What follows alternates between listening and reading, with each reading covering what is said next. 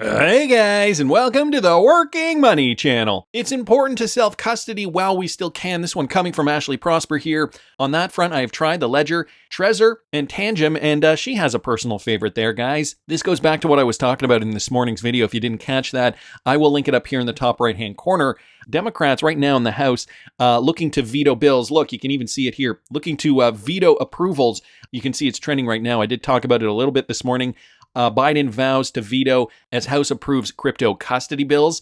So if you want to have complete control over your cryptocurrency, you should probably look into or purchase a self-custody solution. I do have an affiliate link for the Ledger Nano in the description of this video. You can use my link if you want. I personally like the Ledger for many different reasons. I've been using it for 7 years now, and I've never had problems with it personally. I know there are people who have different opinions on that, and that's totally fine. You can use my affiliate link if you want. You don't have to use it. What I am saying, though, is your cryptocurrency, even if today it's worth $5,000, $10,000, whatever it is, in the future, in the near future, that could be worth $100,000, $250,000, $500,000. So, at the end of the day, would you just keep $500,000 laying around? Would you keep it unsecured, or would you want to make sure you have custody of that?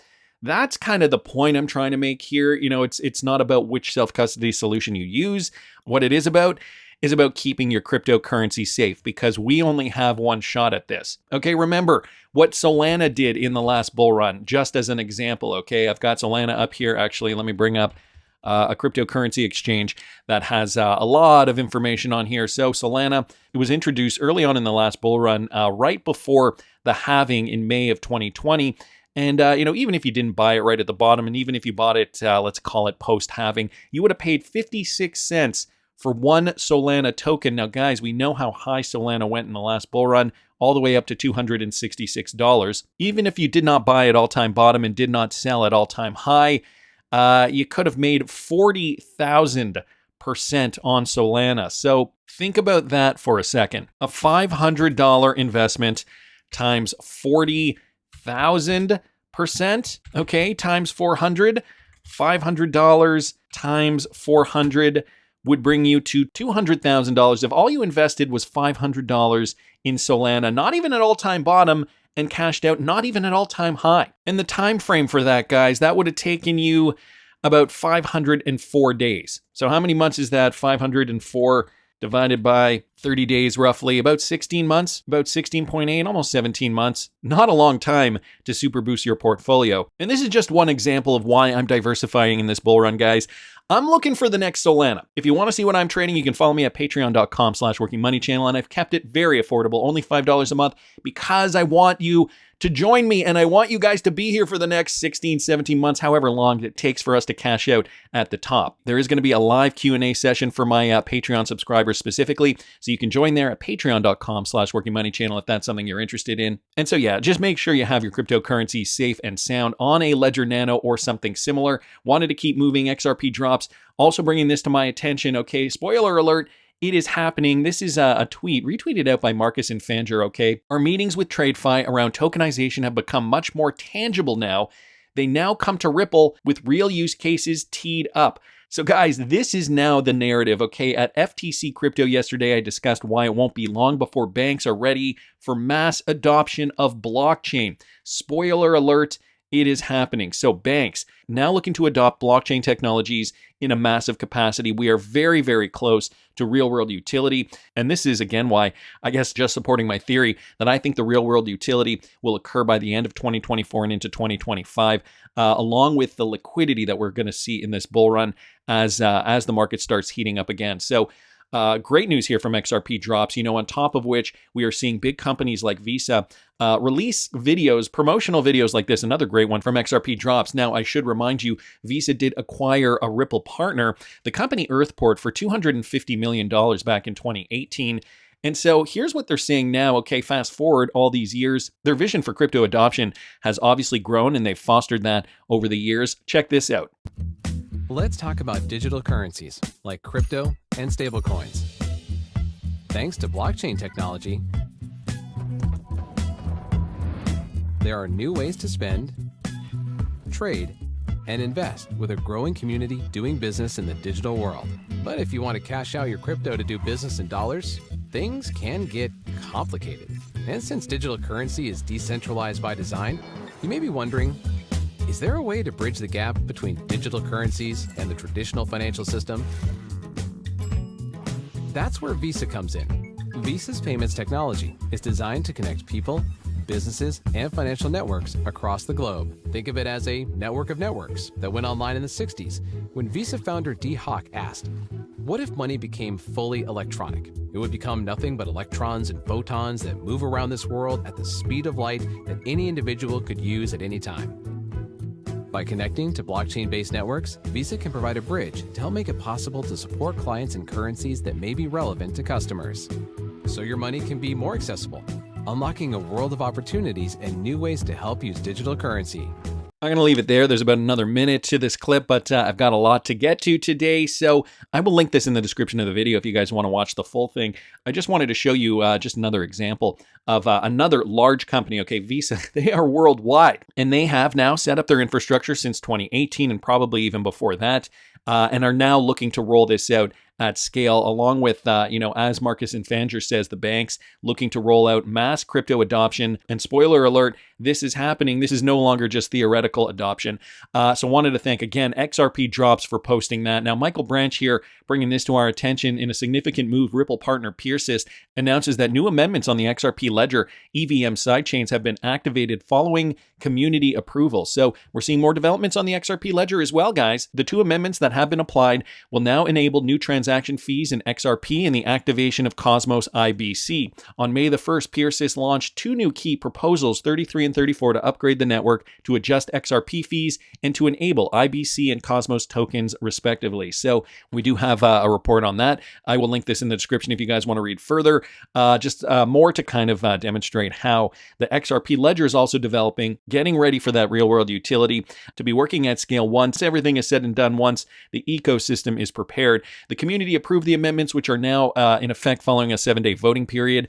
The EVM, the Ripple EVM sidechain, a proof of concept extension to the XRPL protocol, is designed to bring full programmability to the XRPL ecosystem. It enables developers to deploy EVM applications on the XRP Ledger with few changes, eliminating the requirement for network votes for each application. So, it's all little pieces of the puzzle coming together. And as adoption grows, we're going to see more utility over the XRP Ledger. So wanted to thank Michael Branch just for posting that. Another great one here from the Wrath of Kahneman. Revolut has launched Revolut X, a crypto trading app in the UK, including XRP as an offering. So the PR is a bit awkward, he says, claiming that it's a pro app for use by amateurs and experts. Paid, but at 0% make and 0.09% taking fees could create a real uphold competitor. So will this be an uphold competitor? I don't know.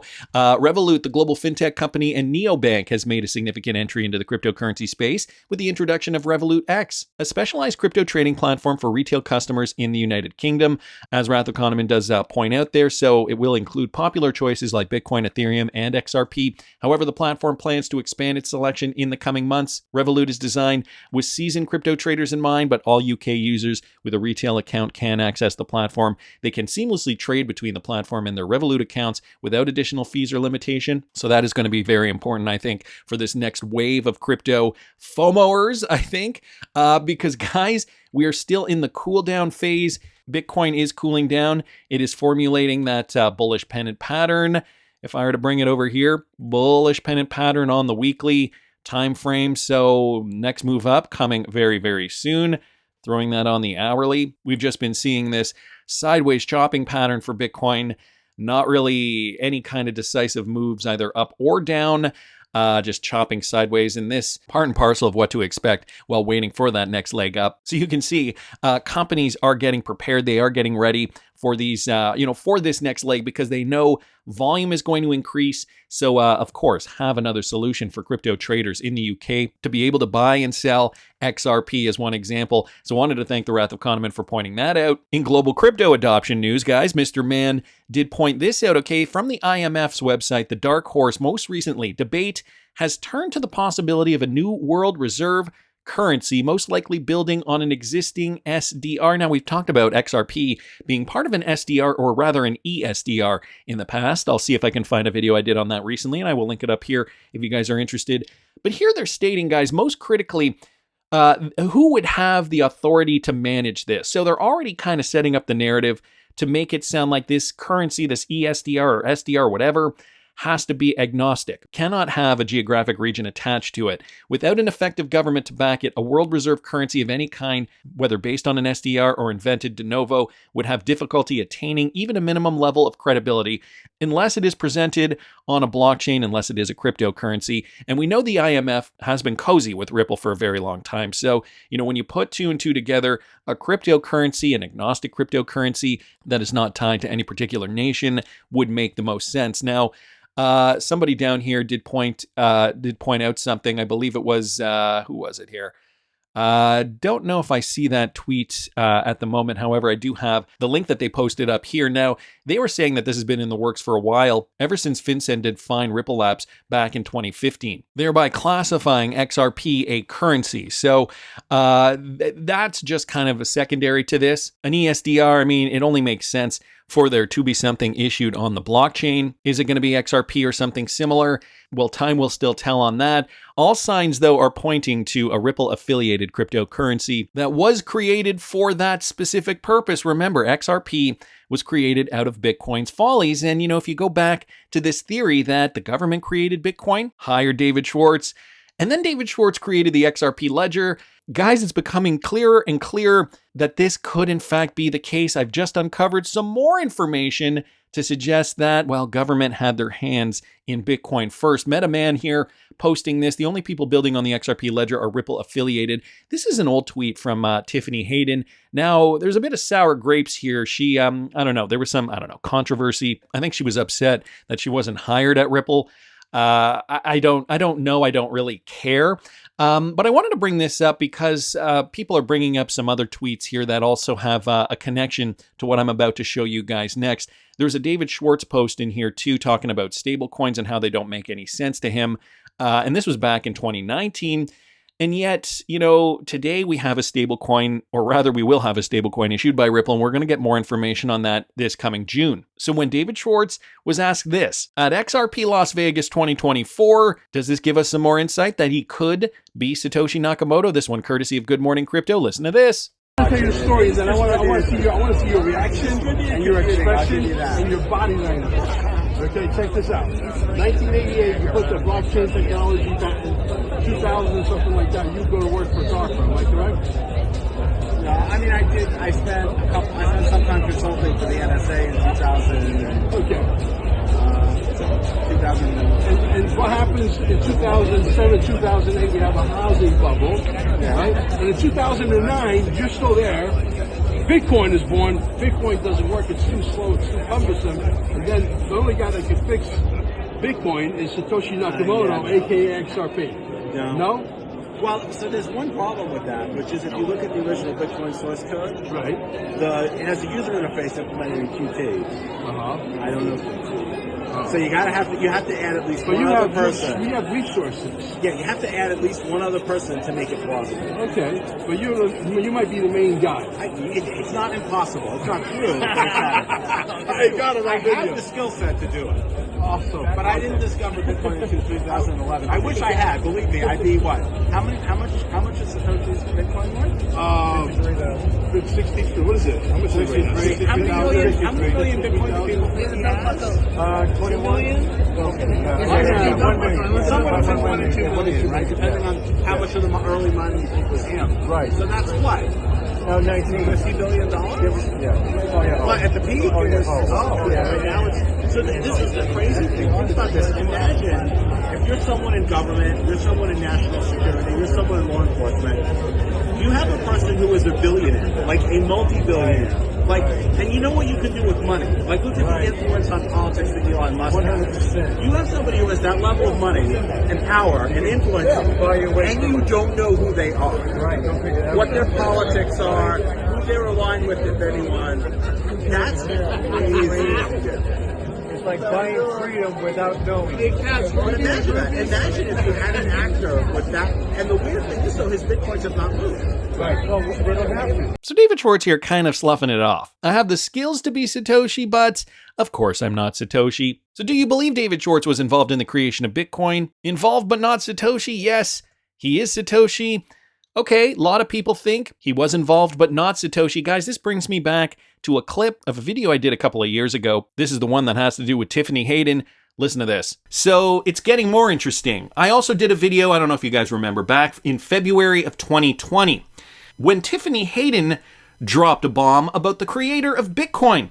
It sounded as though she knew who it was. Listen to what I said back then. And I don't know if you remember that video I did a while ago, the conspiracy theory video. If you do not remember, I will link it up here in the top right-hand corner. It's this icon here, guys, for those of you guys who are browsing my channel. Talks about David Schwartz working for the government, possibly the creator of Bitcoin. Well, you know what? Tiffany Hayden dropped a bomb on Twitter. So Backup Bradley, first of all, puts up this poll, okay? Who is the real Satoshi? And he gives some suggestions. David Schwartz, Craig Wright, who's clearly not Satoshi, the government, or none of the above. So a lot of people pointing towards David Schwartz, some people towards the government, some people towards none of the above. This is quite an equal spread, first of all. 42.4% clearly David Schwartz is the winner, but, the government trailing with 30% and none of the above with 26.9%. Okay.